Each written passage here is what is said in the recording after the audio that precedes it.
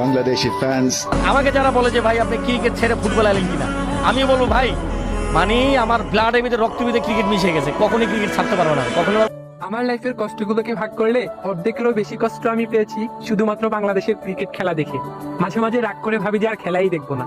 এরপরও কেন জানি বাংলাদেশের খেলা হলে যখনই টেলিভিশনে বেজে ওঠে আমার সোনার বাংলা আমি তোমায় ভালোবাসি, তখন কেন জানি আর নিজেকে ধরে রাখতে পারি না। বাংলাদেশের খেলা চলতেছে, খেলা দেখবো না? পরীক্ষা থাকুক, ঝড় থাকুক, তুফান থাকুক, বাংলাদেশের খেলা মিস করা যাবে না। দলটা তো দিন শেষে আমাদেরই। সেটা যদি 10 নাম্বার দলও হয়, কোন দল সাপোর্ট করবেন? নাম একটাই, বাংলাদেশ। কেউ ভালো খেলুক, খারাপ খেলুক, আমাদের খেলোয়াড়, আমাদেরই দল।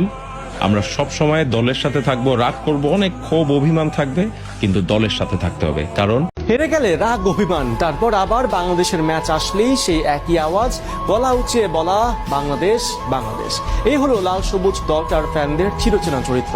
ক্রিকেটের বহু রথী মহারথী বারবার বলেছেন বাংলাদেশি ক্রিকেট টিমের সমর্থকদের মতো এত সাপোর্টিভ ফ্যান বেস তারা আর দেখেননি দুনিয়ার কোথাও। তারপরও সমর্থনের প্রতিদান দিতে গিয়ে লাগাতার ব্যর্থ হয়ে চলেছেন লিটন কুমার দাসরা। 17 কোটি মানুষের আবেগ নিয়ে লিটনদের চিল দেখতে দেখতে কি কাটবে সমর্থকদের বেলা? Bangladeshi fans.